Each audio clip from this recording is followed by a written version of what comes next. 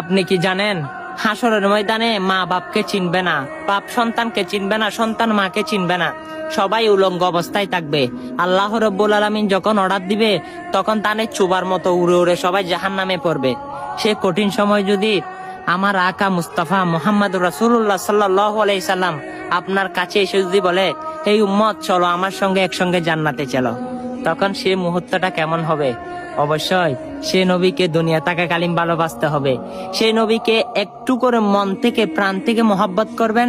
আপনার জন্য জান্নাত ওয়াজিব, কারণ সেই রসুল আপনার জন্য এত কান্না করেছেন। হাসরের ময়দানে আপনার জন্য ইয়া হাবলি উম্মতি উম্মতি বলে কাঁদবে।